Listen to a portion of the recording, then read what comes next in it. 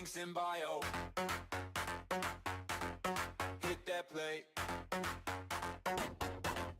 Let the stream roll. This is the Roundtable podcast. Turn it up. Let the time slip past. Voices spin like a midnight cast. We go deep. We don't move fast. This is the Roundtable podcast. Hit repeat. Make the moment last. Every thought like a signal blast. Lock it in. Feel the forecast.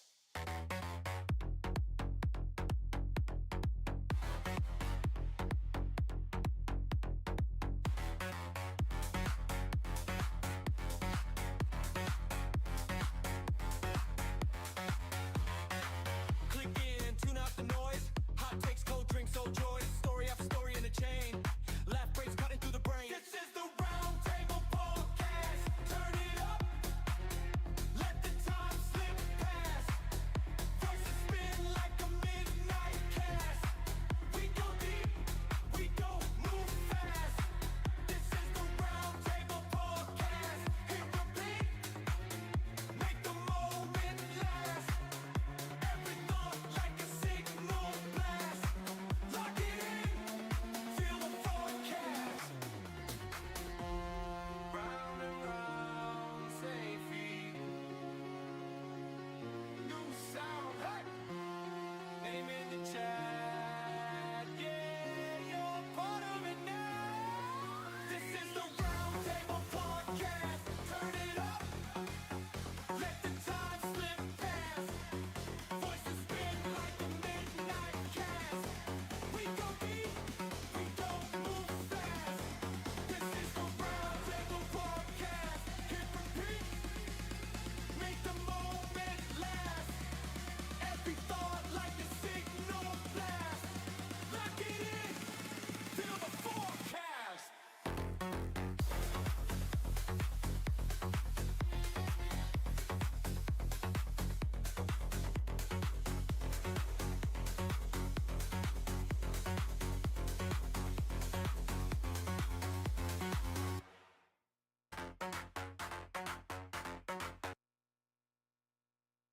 Hello, ladies and gentlemen, boys and girls, children of all ages.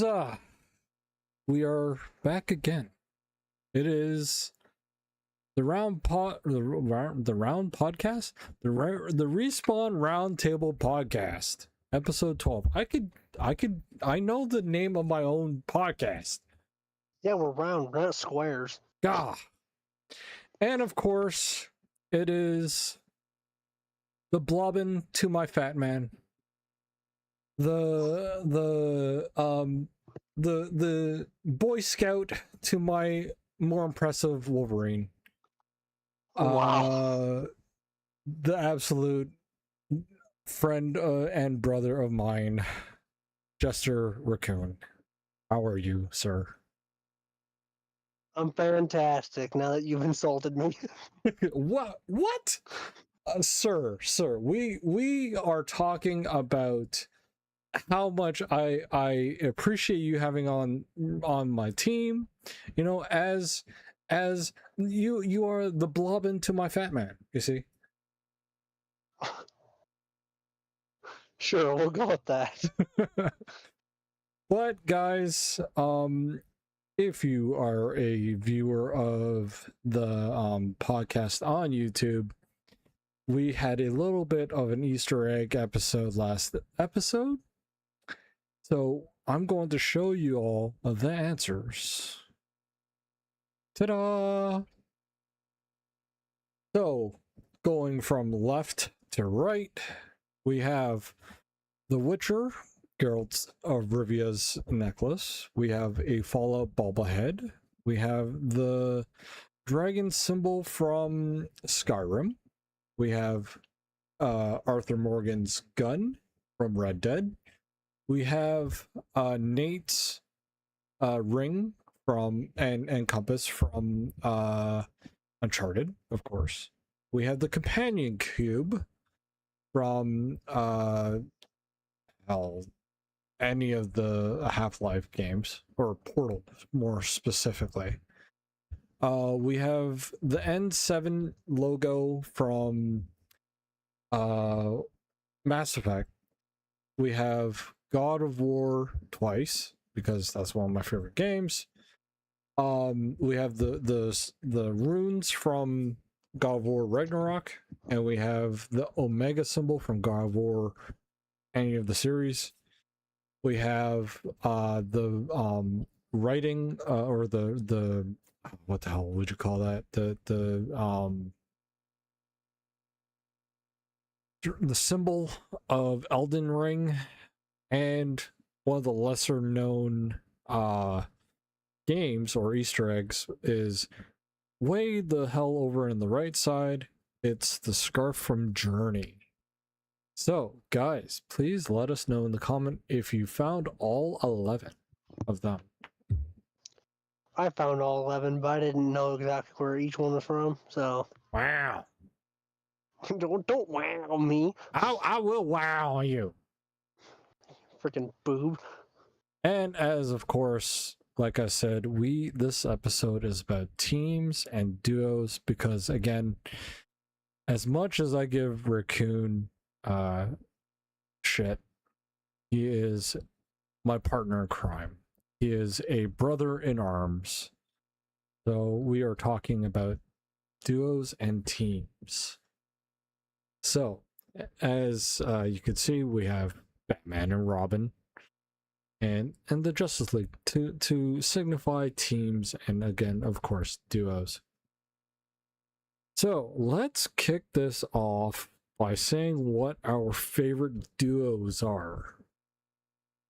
Raccoon, would you like to go first? Oh man, I had a hard time like really thinking on like a favorite duo. I mean, I like Spider-Man and Miles. Okay. I'd have to even go with even Spider-Man and Venom when they team up. Of course, yes. Like in Maximum Carnage. Right. But if I had to say favorite team, I'd have to say the X-Men. I'm right there with you. I'm not gonna lie. My favorite team would be probably X-Men. Again, because Raccoon and I, yes, we are Marvel heads. Oh yes. But I love the X-Men. Classic X-Men will always have a special place in my heart. Absolutely. Favorite duo, I had to even go outside of X-Men, because I will freely admit, I try not to go with X-Men with every single question. So, I tried to. Even Marvel. I tried not to pick Marvel for everything. right? But it was so hard not to. Well, we are both so very knowledgeable in Marvel, so it comes a challenge for us when we have to go and think outside of Marvel, like the Marvel universe, right? But Absolutely. for me, when I think about my personal favorite duo, I always come back to Nathan Drake and Victor Sullivan, or Sully. Yes. I love their back and forth banter. I love the way that the relationship evolves over time. Early on, Sully's a mentor. He's a father figure to a young Nathan Drake. I'm talking games, not wherever the hell the fucking Movie live was. action was. And then he grounded him, guided him, taught him like things of the trade, right? And then when he grows older, they have that the dynamic shifts into a brother in arms, a friend that will always be there for them, right? And Another pick I had too, Mhm. with you saying that, was Ellie and Joel from The Last of Us. Yes. That father-daughter dynamic. Yeah. I love that. Man, it breaks my fucking heart every time I play that game when I see that. Dude, I didn't even play the second one. I heard what happened, Yeah. and somebody showed me what happened, and I wanted to throw up. I was like, no, I'm not even touching that game. Yep. I don't even want that garbage. Well, If Joel's not in it, I'm rioting. okay, hold on. Since we're talking about a little bit of spoiler territory, we have something new, guys. Ah, I made this bit. So this is our spoiler alert. So if we are doing spoilers, I will put this up, and we can talk freely about spoilers. And when it comes down, everyone could tune back in to spoiler-free territory, I guess I could say. Good, you got that thing up? So I'm ready to say what happened. It's up. You may When Abby was beating him with that golf club, even after he saved her, Yep. and then just brutalized him, I was like, man, this is messed up. Yeah. Like I understand though the anger though, like the revenge because of him killing her father. Right. But he made it quick when it happened, For and sure. he didn't know. Yeah. He was just trying to protect Ellie, like any dad would do for a daughter. Yeah, for sure. So when she like brutalized him, like shot him and beat him with a golf club, I was like, dude, this traumatized me. I'm like, Yep. and it made me hate Abby. So like when I watched a playthrough, I wanted nothing more than that woman to get it. Well, that's the thing too. Like, it's you're doing compelling storytelling to make a very compelling villain, right? And see, that's the thing I like though. That's the one thing I do like about The Last of Us 2, is it plays on emotion. Yeah. It makes you feel the whole game. Well, like when Ellie goes back to playing a song Joel taught her. Yeah. To what Ellie's feeling, what Ellie's struggling with, what Abby was feeling, what she's dealing with throughout the game. You know, it's like. Well, it makes you want to be sympathetic to her. In a way, yeah. So, but yeah, I agree. Me, screw that bitch. Every time I think of Joel and Ellie, I play Last of Us 1, I'm like, oh man, I know it's coming. It's sad, dude. Yes, it is. But guys, like I said, I'm going to now remove the spoiler heading. Well, major spoiler now. Yes. Very, very much major spoilering going on. So, all right. It's off. Everyone could come back and speak freely now. It's okay. Mom and Dad are done fighting. But yes, like, so like for again, having that dynamic like Ellie and Joel, Nate and Sully when they're young, and having him be that father-son bond, and then also then become equals, and like makes them not only unforgettable, but it makes them feel more human, right? It gives them Absolutely. a sense of soul, even though they're characters, right? Right. But speaking of what makes a duo unforgettable, let's go on with chemistry. All right. For me, a great duo chemistry comes from a mix of respect, friendship, and that natural back and forth. Kind of like what we have, Raccoon. Yeah, is that what you call it? Sure. Yeah. That's what I call it. Murderous intent. Exactly. Wait, what? So think of like Riggs and Murtaugh, if we're talking like the Lethal Weapon series. Bless you. How they generally care about each other, even though they give each other the most shit, right? Right. They still poke, prod, and challenge one another. Same with Drake and Sully, of course. But underneath it, all the jokes and arguments, they have a deep camaraderie. and built over the years, right? So like they're willing to walk into danger for each other because of that mutual Right. love, mutual respect, and over the years they know each other, you know, like back and forth, right? And they Right. built that bond together. So what about you, Raccoon? What do you think makes a unforgettable duo? I would say what makes a good duo chemistry is respect, uh, understanding each other's boundaries, Oh yes, very true. and how they maneuver through conflict. Mm-hmm. I think a good like Wolverine and Cyclops, you know, when they're a duo. Right. Wolverine is the go get 'em, don't care, I will take damage to get it done. And Cyclops knows that. That's why Cyclops utilizes him in the most dangerous situations. And Cyclops is more so as leader, strategical, wants to play it safe, but wants to get it done efficiently. Right. So understanding each other's boundaries, strengths, and weaknesses, and vice versa, I think that's definitely a great key role in it.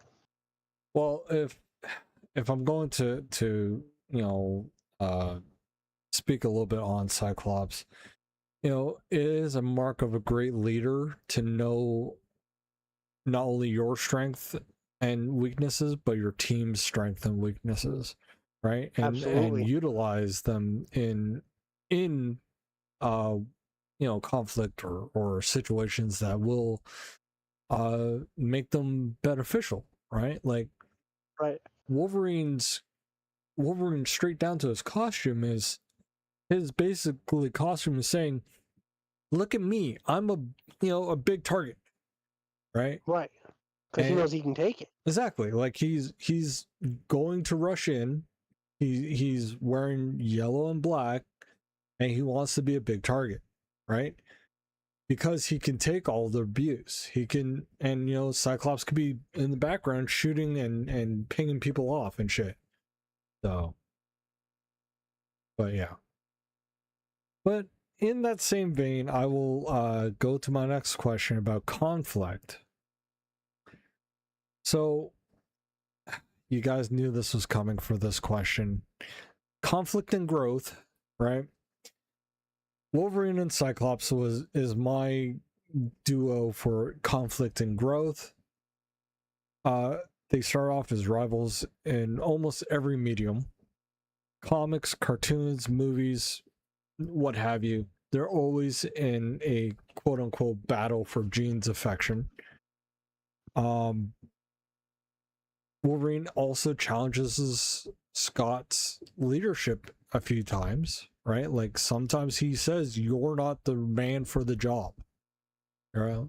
Especially when it comes to doing what is needed, right? Especially when it comes to Jean.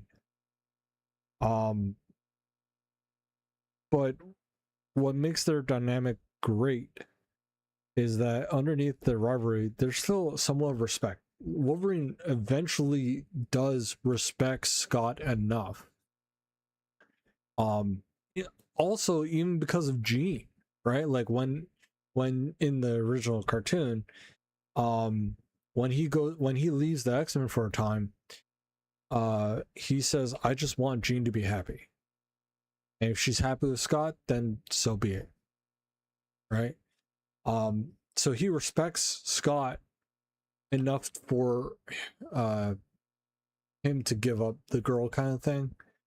And of course, being he loves Jean so much that he will, you know, his heart will mend, as it were, in order for her to be with him. And he, even though he fights Scott on a few decisions, he, at the end of the day, respects Scott for carrying Charles's mantle, later on, right? So, and he and even though I will fucking admit, begrudgingly, Scott is a very powerful X-Men. When you discuss about the whole panel about how like Wolverine acknowledges Scott's leadership and like why he's a good leader sometimes, the first panel that comes to my mind is there's a sentinel coming out of the trees and it's a big one. Mm. And Wolverine's like, I just need to get to its reactor. And Scott's like, there's no time. I want this thing off my lawn. And he removes his visor and just blasts the whole forest. And Wolverine literally tells him, geez, Summers, sometimes I forget why you're the leader. Thank you for reminding me. Yeah. And it's like, you know, and they both have ego, but they're both man enough to appreciate and say when the other is doing a good job in their position. Agreed. Like Scott will literally say Wolverine is the man when it comes to getting the dirty work done.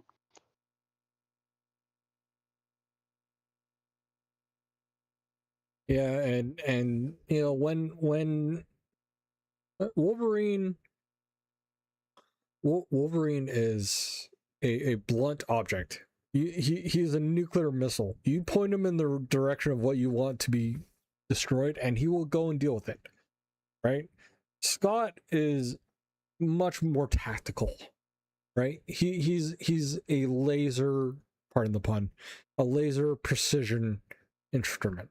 Right? So, yeah. Well, speaking about team leading and leaderships, Raccoon, did you want to take point on this one, or do you want me to say my? I actually came up with a different team, but go ahead. Well, hold on. Do I get to say my duo for 3 or what? Oh, of course. Sorry. Go ahead. I chose Scorpion and Sub-Zero Oh, very nice. because they start out with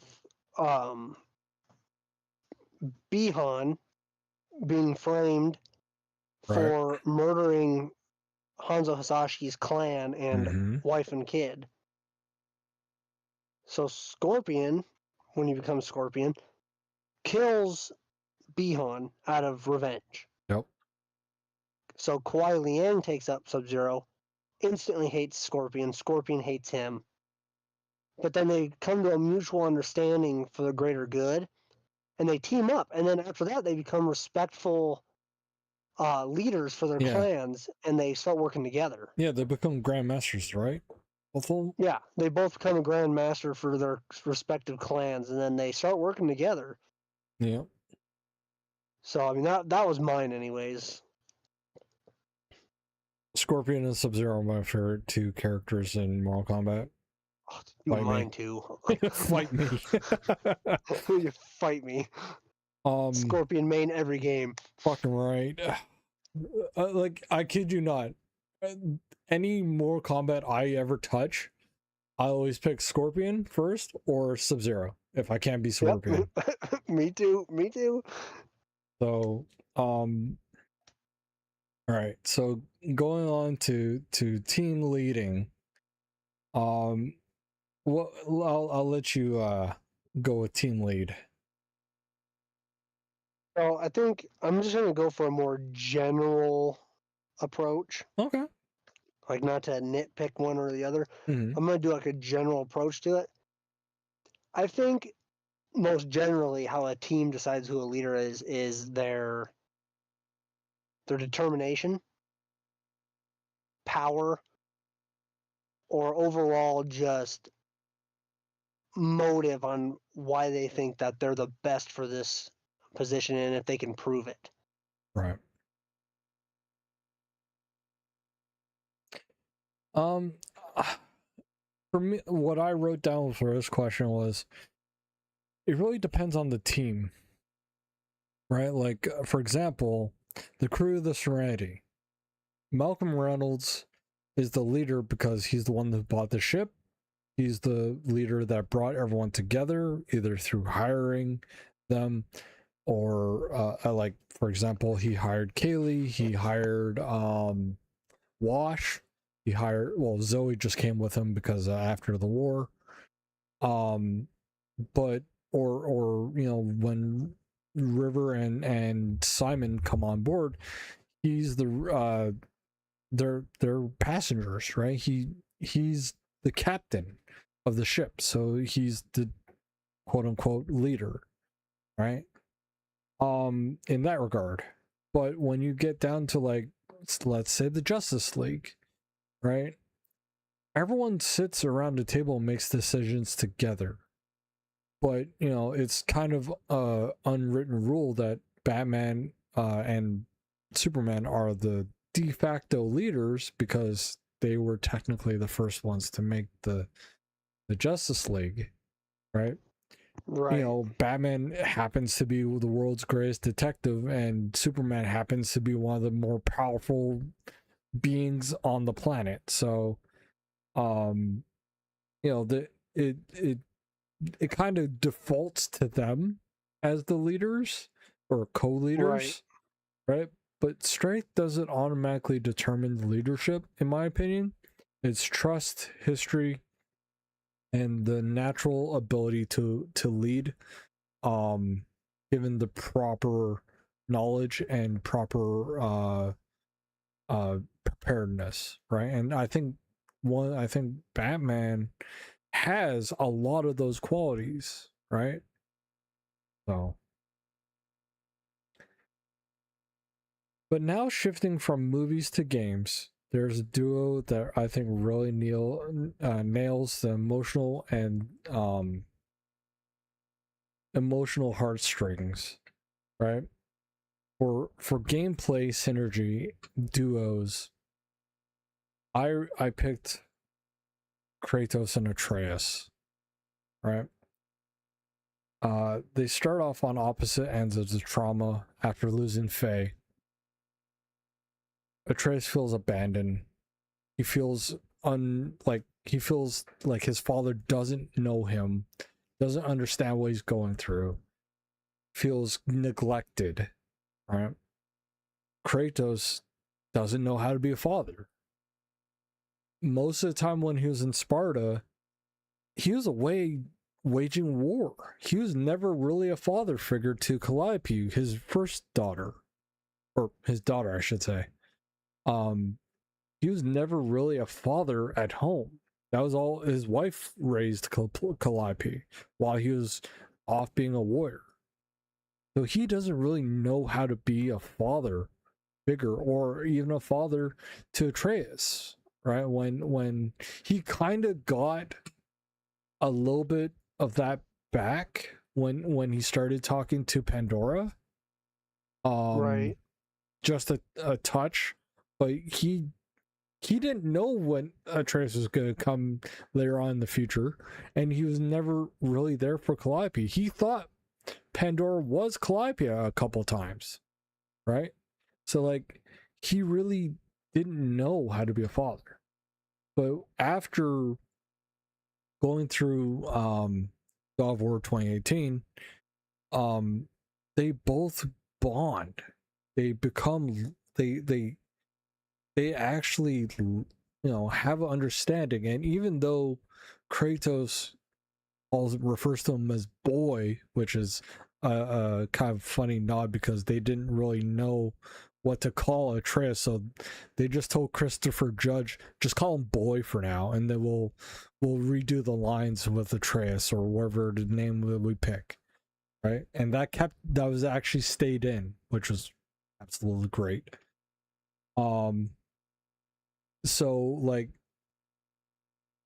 they become, they bond, they mature, they start learning about each other, especially okay, I'm gonna turn this back on, especially after Kratos goes into the light in Alfheim and spends like, I'm not even sure how much time he spends in the light, but he ends up talking to Faye and hearing Atreus and seeing and kind of hearing his pain when he's still in the light. And when he comes out, you know, he there's a little bit of time when that time has passed, and Atreus is there, and he's like, "You abandoned me yet again," right? Like, I feel like I'm so angry at you right now, right?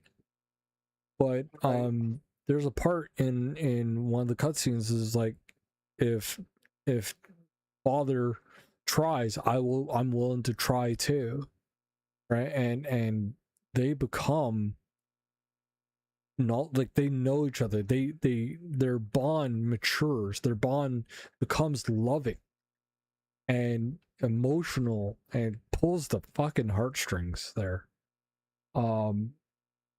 When they start learning and trusting each other and becoming warriors together, right? And then at the end of 2018, or actually at the end of Ragnarok, I believe, when Atreus goes to do his own thing, Kratos looks at him. He's like, "You're a man now. You can go make your own path. I will stay here." Right? So like, there's a mutual respect there when he grows up like that, you know. All right, so I'm gonna take off my spoiler alert now. All right, go ahead. Sorry guys, but Raccoon, what do you say? So I chose yet again another Marvel one. Hey man, hey. I chose Rocket and Groot. All right, I love that. I love that. They both were experimented on, mistreated, tortured, and they grew to become close, like family. Yeah. Before the rest of the Guardians showed up. They went through crime together. They went through life together. They went through the torture and trauma together. And in the first Guardians movie, and I don't care if the spoiler thing's up or not. If you haven't seen the first Guardians movie by now, then there's something wrong. But at the end, when Groot's barricading them, everyone else is kind of like shocked that he's doing it, and Rocket's bawling. Yep. He's like, "No, you're gonna die. Don't do this." We are Groot. Right. So, like, that nice dynamic between the two of them, I mean, they're friends, they're family, they were there for each other since the beginning, before the rest of them showed up. Yeah. And you can see that in their interactions, like in the prison. Yep. Rocket's riding on Groot's back. They're fighting with each other. Like, they're back and forth banter. They're joking. I mean, it's all really good. Yeah. Synergy between the two of them. I agree, and I love, honestly, I love that call, right? Like, that is such a great duo. I love that you picked that one. I'm not gonna lie. For question 6, I had, like, question 6 in my mind, for those of you, of course, that are listening to this, question 6 is, what's your pick for iconic partnerships?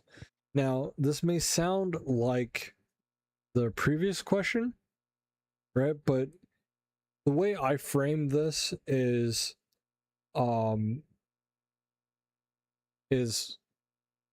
partners that are not necessarily family, right? So, like, more friends, more of, like, the group coming together kind of thing. And I had to go back to Uncharted for this one. Nathan Drake and Sully. The reason why I still quote Sully from now, like, every so often. I will, like, for example, if I'm sweating a lot, right, because it's hot, I'm like, I'll quote Sully by saying, "I'm sweating like a hooker in church," right? Like, from I want to say the first game, Yeah, I think it was the first one. Yeah. Yeah, when they go into the jungles, right? But in my mind, Drake and Sully have such an iconic partnership because Drake has the youth, he has the agility and the puzzle solving mind, while Sully brings the years of experience and black market connections to fence whatever they find.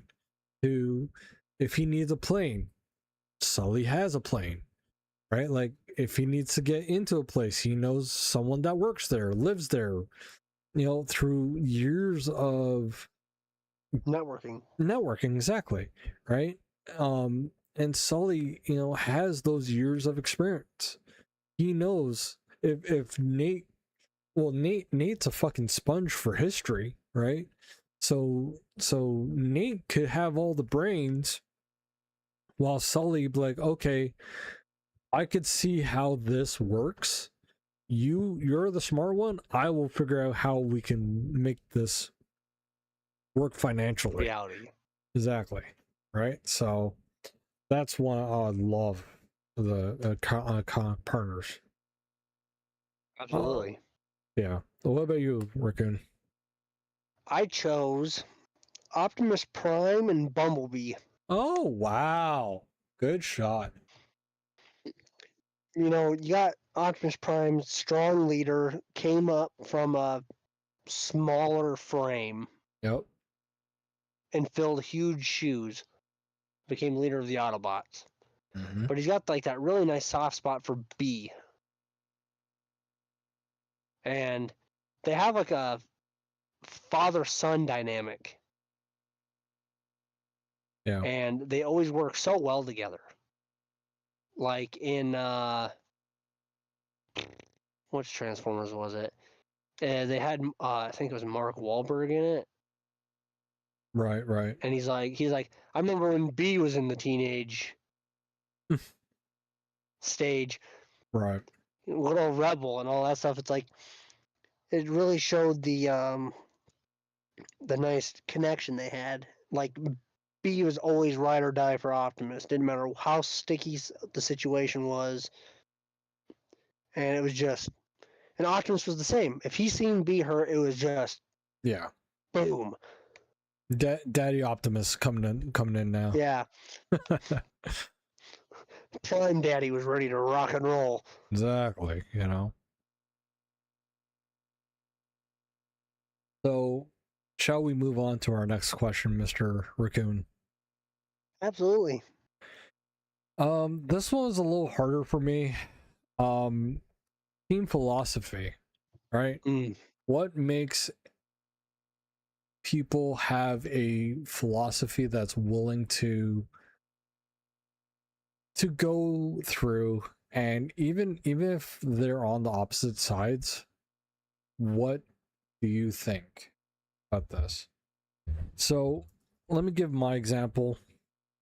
I chose Magneto and Charles, of course, X-Men.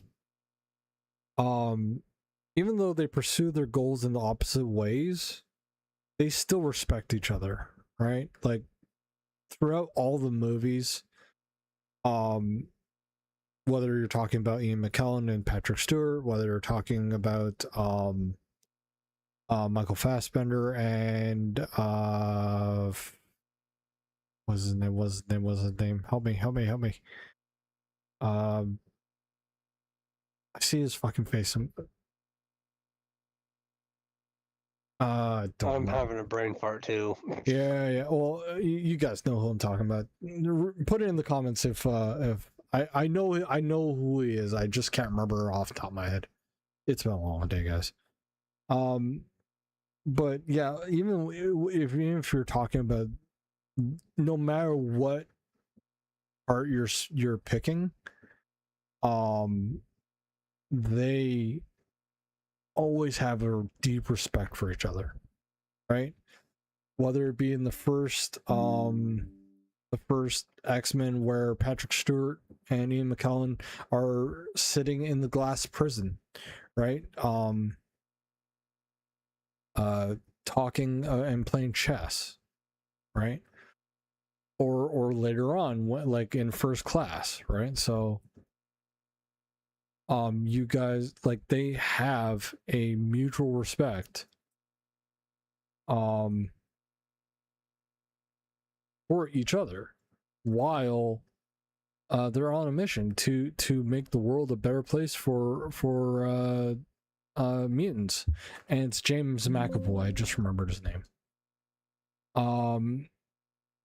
So yeah, like no matter when you're talking about, they always have a mutual respect.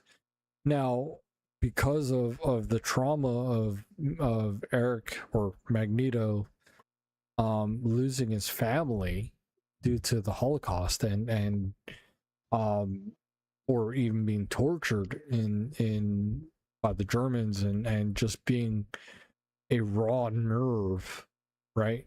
And learning through pretty much all of his adult and teenage life that power is to be respected. If you need something or want something, take it from who has it, right? And Right. that's what he learned in the concentration camps. And like, he sees this. If mutants are going to be the homo superior, as he calls them, we need to reach out and take our rightful places amongst the humans, right? As their superiors. Now, Charles, on the other hand, he's very much more diplomatic in his goal by saying, I want humans and mutants to live together in prosperity rather than us being warlords and lording over our power. We can use our power to help the humans rather than use our power to subjugate them. And Magneto's like, why waste the time? Just subjugate them and have them be subject to us, and we could be gods, basically, right? But even though and I like to parallel them with, they're two separate sides of the same coin by having the same goal. They both want mutant rights. They both want mutant lives to be better. They both want to have a place in the world for them and their people. Absolutely. And they're going, well, obviously Eric is more way more hardcore about it, but they want pretty much the same thing. So they eventually challenge each other, but even when they do, they still have that respect for each other. Yeah, that was my point. Yeah, absolutely.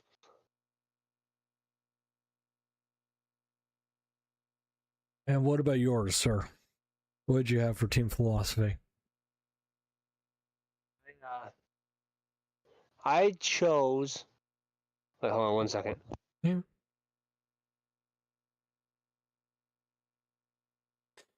And while Raccoon is gone, I would like to take this time to thank each and every one of you guys that are watching this on YouTube.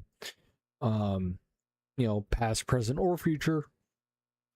And say we appreciate you guys. Do like, comment, and subscribe if you're willing, and we appreciate you. And if you have topics for any other shows, please comment in the comments, and you might be part of the next episode, and I will actually screenshot it, your name and comment, and put it in the next episode. So please do. Sorry about that. No worries. Welcome back. I chose Captain America and Tony Stark. Very nice. Very nice. Specifically because of Civil War. Right. because you have the Hero Accords where the Sokovia government Accords. wanted, Yeah. or yeah, sorry, Yeah. sorry, You're good. Mom. You're good. Yeah, the hero registration. Mm-hmm. They wanted heroes to get with the government and give up their rights as freely as they have them to be controlled by the government. You had the two outlooks of it, of Tony Stark's like, yes, we need to do this.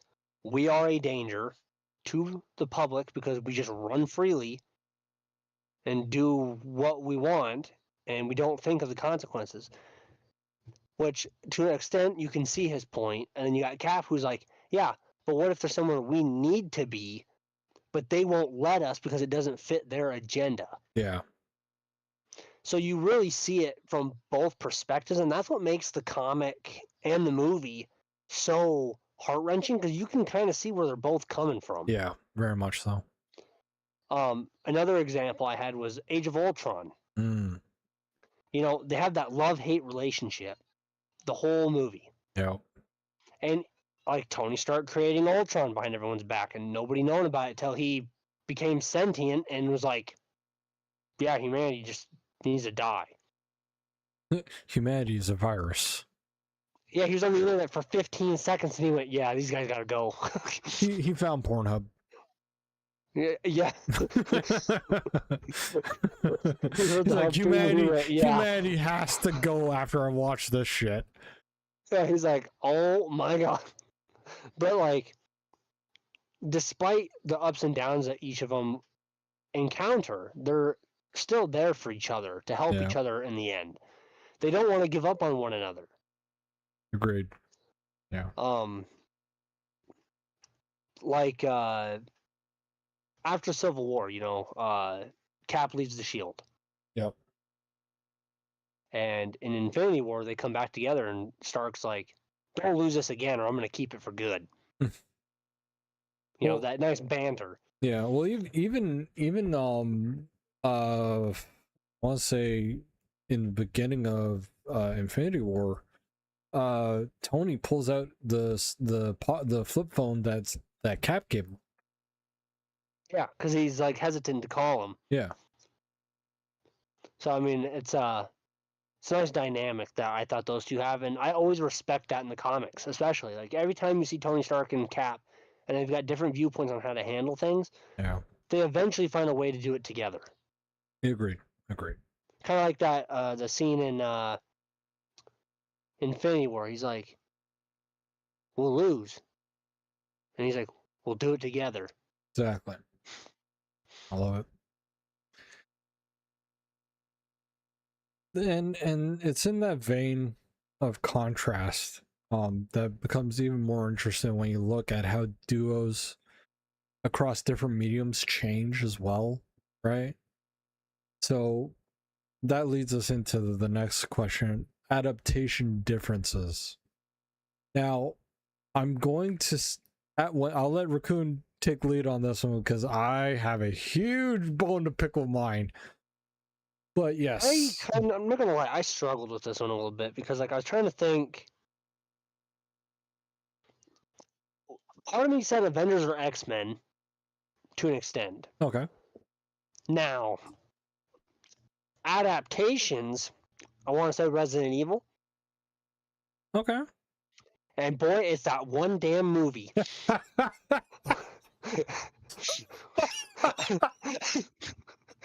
any opportunity you get to slam this movie, you take it and run with it. Oh, welcome to Raccoon, welcome to Return. I don't even care enough to know the real name of it. Oh, screw that movie, dude. Fuck, I'm crying at the moment because I knew exactly where you were going with it. I would wipe my butt at that CD and throw it at the director. Oh, fuck, I'm crying. Oh my god, dude! Like I don't want to get fully into it. Like I think that's just kind of I want to leave it because. I mean, Raccoon, this is your soapbox, dude. You might as well. How they did some of the characters, man. Like you think of Leon, right? You think handsome, white gentleman, nice, short, kind of trimmed up hair, cop recruit. They made this motherfucker look like Carlos. Carlos. Yeah, like I was watching that movie. Pony and I were sitting there watching. I'm like, what the hell is Carlos doing here in the Raccoon Police Department? I was a rookie. I was confused, and they're like, Leon. And I'm like, huh? And then, don't get me wrong, I don't have anything against Hispanic or black or anything or any race of actor.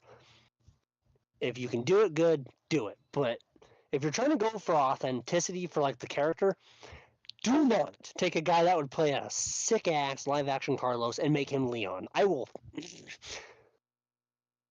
And then they made Jill black. Classic outfit. I had to give them that. The outfit was spot on. But it didn't make sense to me, and I was greatly upset. Like, I think they would have been better off if they would have just made brand new characters for this and said, yeah, that's who these people play.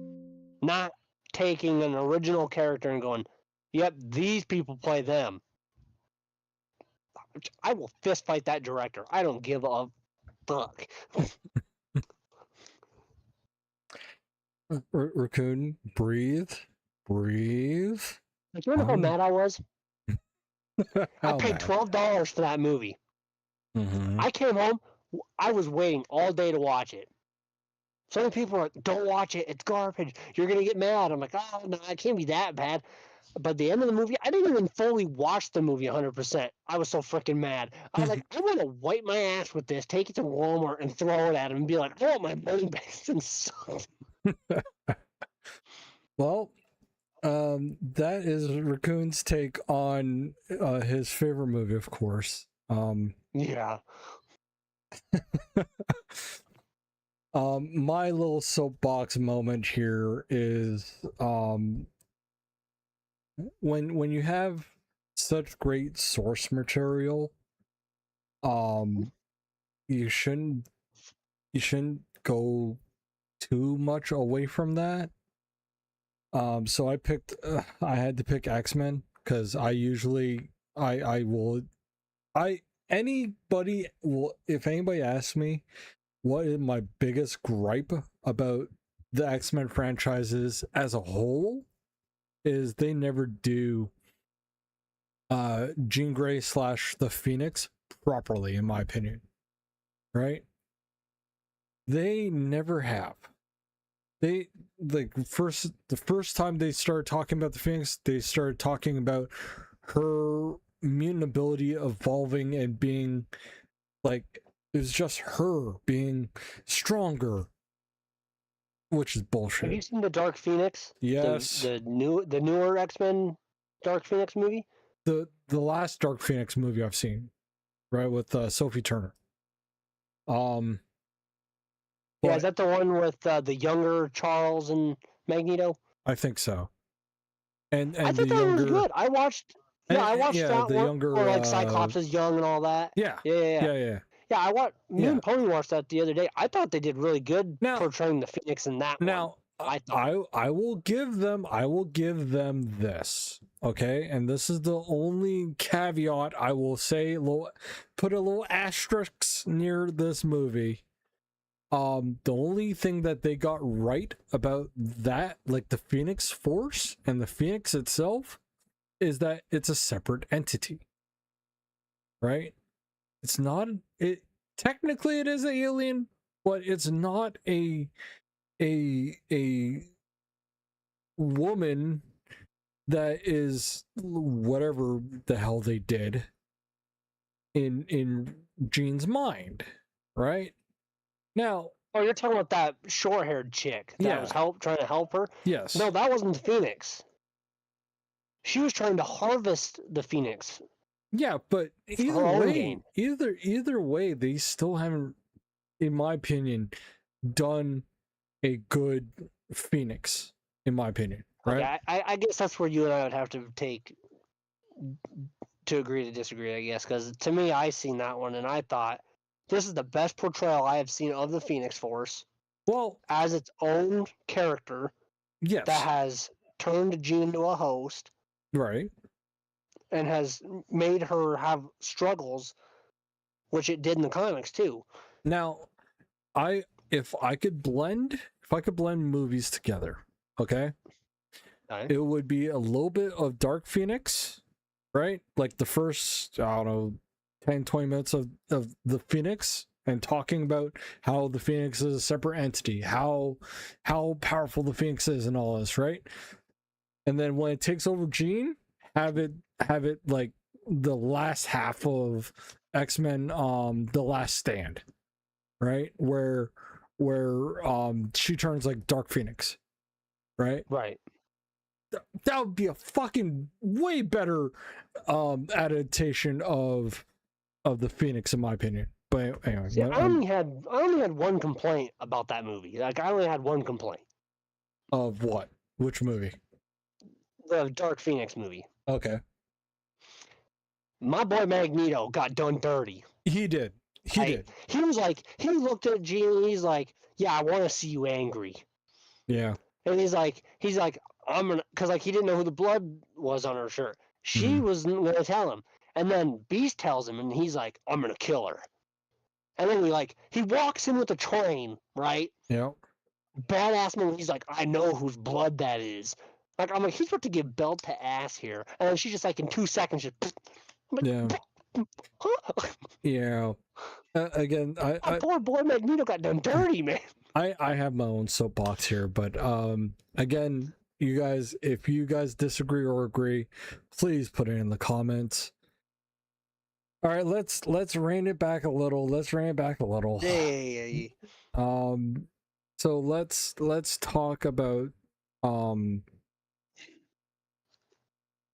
the type of medium, right? The type of mediums that has the best strength, right? Ow. Just like cut my arm or something.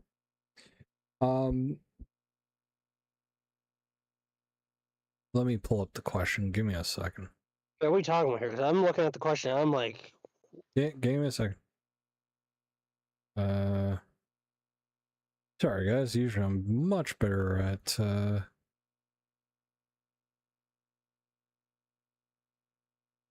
So the question is, which duo or team has evolved the most across reboots, sequels, or long-running series and kept them relevant? Okay. So yeah.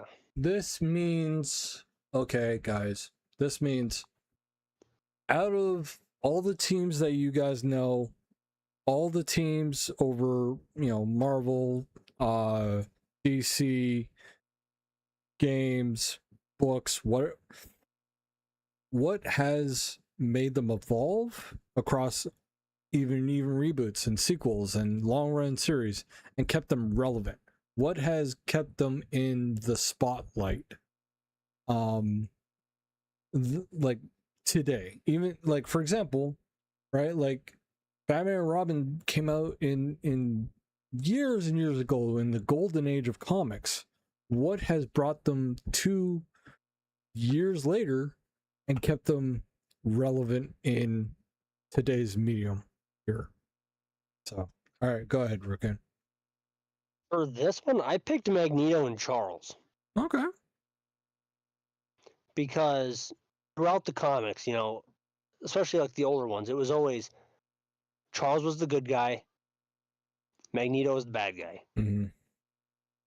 Now this leans more towards Magneto because I do have a soft spot for Magneto. He's probably one of like the greatest X-Men villain / anti-hero, in my opinion.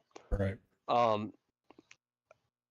So I guess I know this has to be a duo, but like I mean, it's mostly go for teams. Go for teams. It's fine. It's mostly Magneto for me on this one, but Charles and Magneto are on both ends of the spectrum. Charles wants humankind to be on equal terms with mutants Mm-hmm.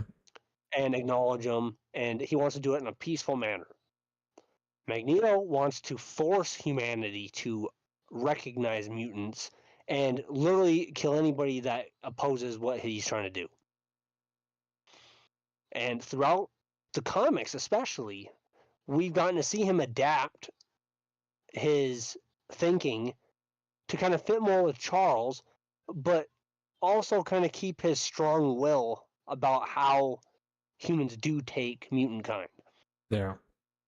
You know, like when he got his white suit, he literally went through the past events that he did, had to fight past versions of himself and everything, and his judgment, because he died, to come to terms that he was in the wrong on how he was trying to do it. It just wasn't logical. Right. If anything, it helped do mutant kind quicker. Yeah, because they basically used him as an example of this is what mutants Right. are. If you try to give them room, you give them an inch, they're going to take a mile. Yeah. And they will do it with lethal force if necessary. Yeah. And I mean, I love it. I love the era when Magneto gets his white and black suit. Mm. And he's kind of like that cleansed version of himself where he's more of a hero. But don't mistake his kindness for weakness. He is still strong-willed, and he will literally break armies to defend his people. Yeah.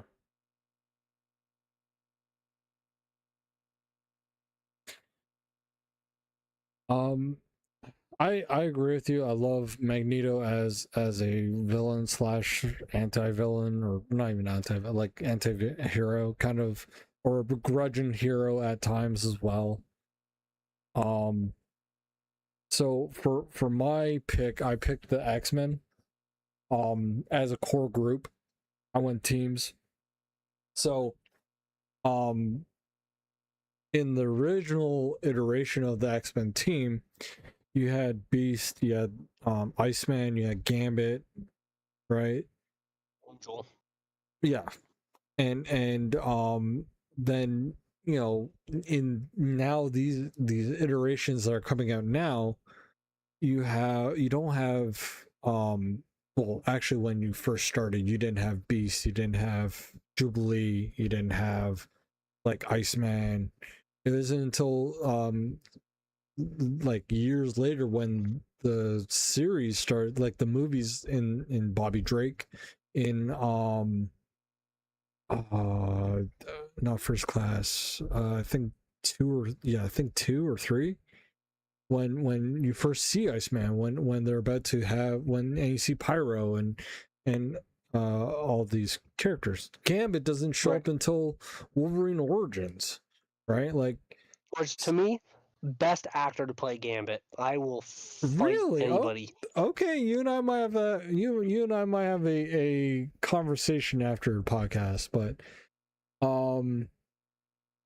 yeah, I like it isn't until now that they're bringing the mainstays of what was once the like the full team.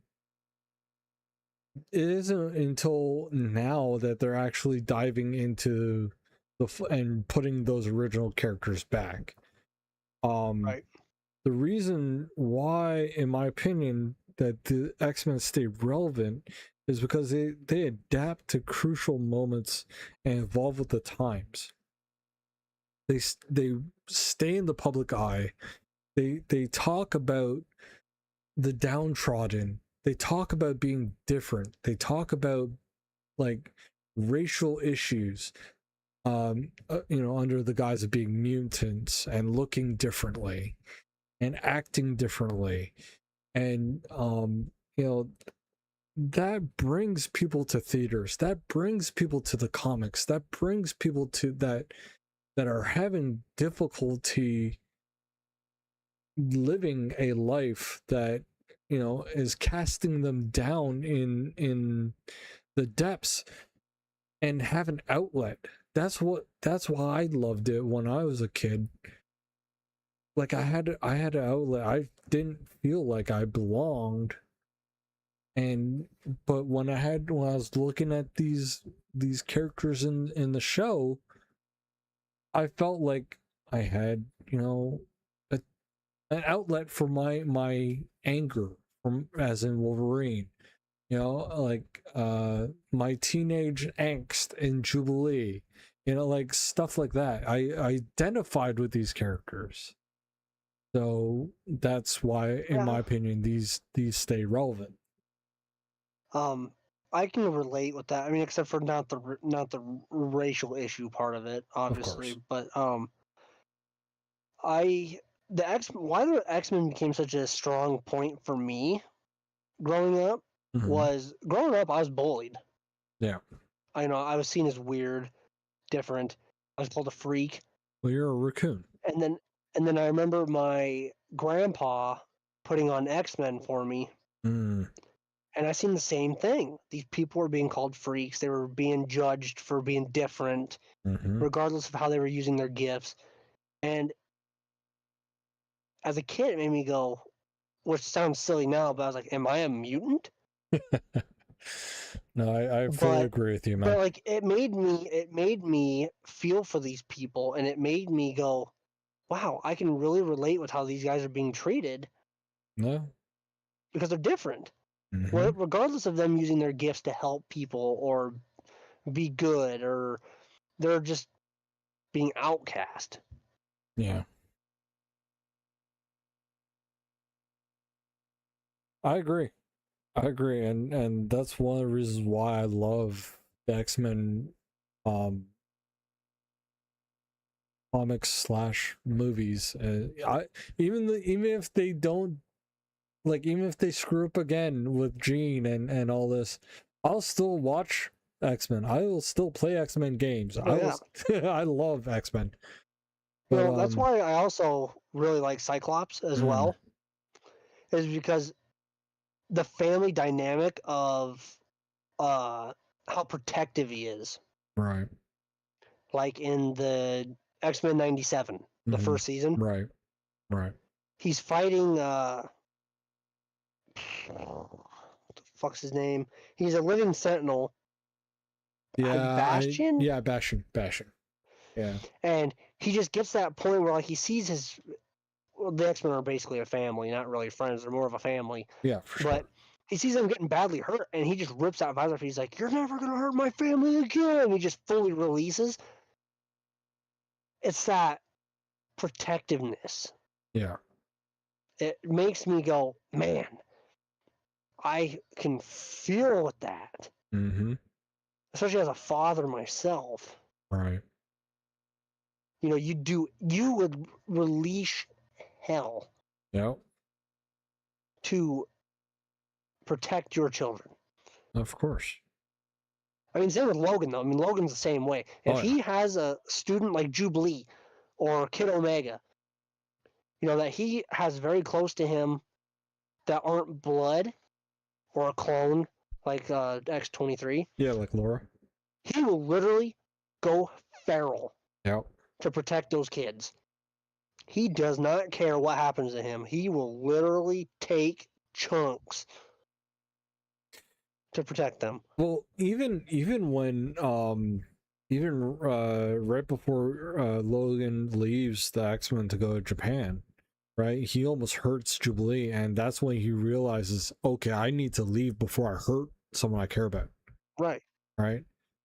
Um, like he even says, like he says to Charles, and I remember this line very well. A kid tried to cut me off in traffic. A kid tried to cut me off in traffic, and I wanted to waste them, right? And you see him jumping out of his Jeep, ripping the guy's door off, pulling out his claws, and he's just about to kill the kid for cutting him off in traffic. And Jubilee jumps out, grabs his arm, and he flings her off, looks at her, and that's when he realizes, oh shit, I almost hurt Jubilee. And so that's why he leaves. He immediately says, okay, I gotta go to work on myself, right? Right. So I 100% agree with that. Yeah. So to our last question, I say, How does team dynamics change, and how do teams handle pressure and conflict? Now, I have a specific point in my mind going back to X-Men, where like in the original cartoon. So unless Raccoon, do you want to handle this, or you want me to? I mean, yeah, mine's is going to be more quick Okay. of a point. I said for how I took this, Mm-hmm. how team dynamics change, I say, is very dependent on stressful choices and the type of danger. Right. Like, if they're put into a situation where they're like, do we say, like X-Men, do we save these humans or do we save some of our own kind? Like, some of us are going to die if we do this. You can see some of the team split up. They're like, I really don't want to risk our people for these people that would rather have us dead anyways. Right. Then you got some that are like, yeah, but if we don't save them, then we're no better than they are. Yeah. Which causes that nice team conflict because they're like, well, they wouldn't waste a chance to hang us in the streets or murder us or uh, vice versa. So I think it just heavily depends on the situation and the type of environment that they're in at the moment. Agreed. For me, I also want X-Men. The specific point I want to bring up is a great example is when Logan disagrees with Scott, Scott's call to retreat from the mutant registration office part, and leaving Morph behind. Oh, He does not want to go. Morph is his buddy, and even Morph saying pull back, and Wolverine is wanting to go get Morph back, right? Scott says, Wolverine, pull back now. Like, he gives him a command, right? And they end up leaving Morph because Wolverine thinks that Morph is dead, right? And when they get back into the hangar, Wolverine punches Scott in the gut, and he says, the next time my claws will be out, and walks away after leaving Morph, man. Like, but you know, he clearly ended up handling the pressure badly, Wolverine, of course, right? But it was a team decision, and sadly, and that also got to a point where Beast was arrested as well. So they lost 2 people in that battle, right? But when Morph returns and they learn that Mr. Sinister manipulated him, Logan grows. He tries to forgive Scott and help Morph with the pain and heal with the trauma that he went through with Mr. Sinister and all the manipulation that Mr. Sinister put in Morph. He comes out and sees his buddy struggling hard, and he does everything in his power to try and help him. And that's how Wolverine handles pressure. He eventually tries to help and do the right thing, but in the end, he forgives Scott, or even more forgives Scott for leaving him behind, right? And I believe Morph says, hey, that was the right call. I was pretty much dead already, right? But like, everyone forgave Scott for making that hard call. Yeah, but you gotta look at it though from Scott's shoes too.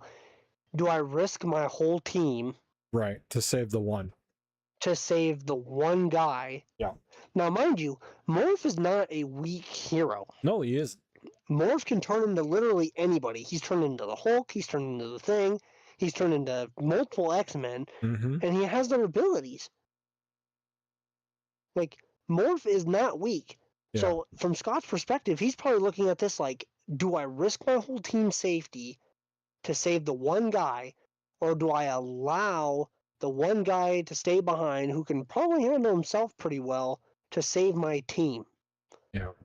If I'm being honest, I probably would have made the same call as Scott. Yeah. Well, in the end of in the end, it was the right call anyway, right? But like me being a Wolverine fan, I could feel the pain that Logan was going through at that moment. Well, again, yeah, I mean, it's like if it's somebody who's close to you that you're leaving behind, Yeah. obviously, like for instance, like if it was one of us, Yeah.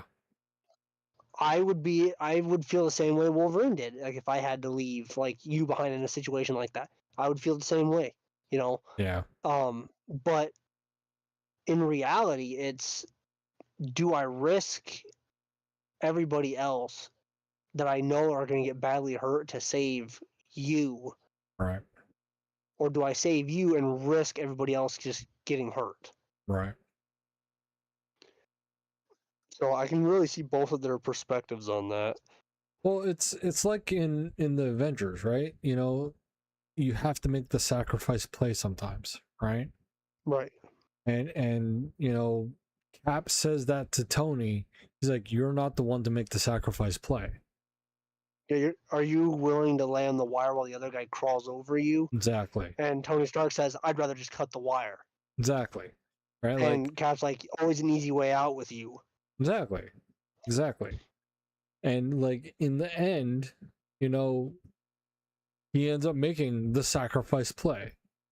You know, Right? and that's what I love about Endgame, was that callback to that. You know, Yep. Cap told Tony he's not the one to make sacrificing play. And Tony's like, everything special about you coming out of a bottle. Yep. And in Endgame, Cap can lift Mjolnir because he's worthy. As in, Exactly. he has more special to him other than what he was given. And Tony sacrificed himself to Yep. save everybody. Which I thought was an amazing callback for that moment. Agreed. And I applaud the Russo brothers for that, because oh my god. Right? Oh, That was art. So good. Oh, that meme, absolute cinema. Yep. Put the hands up. I want to see Doomsday so badly. Dude, I watched the trailer. I don't want to see shit. I don't want to see shit. I want to go in there blind. Like, me and my manager called me up and we watched that trailer together. Nice. Like, I want to say something from the trailer because, like, it's not really much loss, but if I don't want to, like, make you go, oh, God, now I know something. I mean, I can take my headset off and you can spoil it if you want. I want to tell you. Like I said, I want to go in there blind as a fucking bat. Yeah, but you know how trailers go. Yep, sometimes true. it's in the trailer and sometimes it's not in the movie. I mean, you're not wrong. You're not wrong. You're not wrong. But we can there's just one part of that whole trailer where I just went, oh my god. And I was sold for this movie. I want to see how they're gonna spin Doctor Doom. I want to see it, and I'm curious to see what the for it. story for that is too. Yeah. I'm excited. Like, you hear Robert Downey Jr.'s voicing for Doom in the trailer? No, dude, it is so freaking good. Oh man, it is so freaking good. So good. I am so hyped for this movie. I have my own speculations, but I want to see it. I want to see it. And I want to see it bad. But guys, we'll call it there. We're already overextended. But guys, we appreciate each and every one of you. Raccoon, please take her away with your sign off. I'm Jester Raccoon. You can find me over on Twitch at Jester_Raccoon. I also make edits and shorts on YouTube at Jester Raccoon. I like to say every time I leave a stream to love one another, be kind, laugh always, and to remember, if it was always sunny, a flower would never bloom to its full potential. So sometimes the rainy and cloudy days we have are essential for our full growth, and that eventually the sun will shine on you again,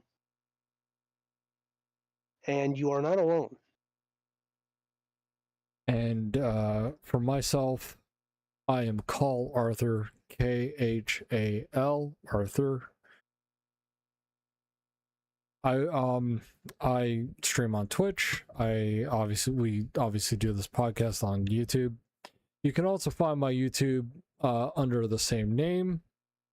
And yeah. And I like to end my stream off with mental health is a very serious issue. Please keep in mind your own mental health. And as a friend of mine would say, please pour into yourselves so you can pour into others.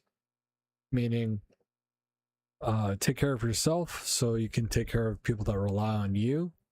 And as my co-host has said, you're not alone no matter what you're going through. But guys, we will see each other in the next one. Take care and see ya later. Goodbye.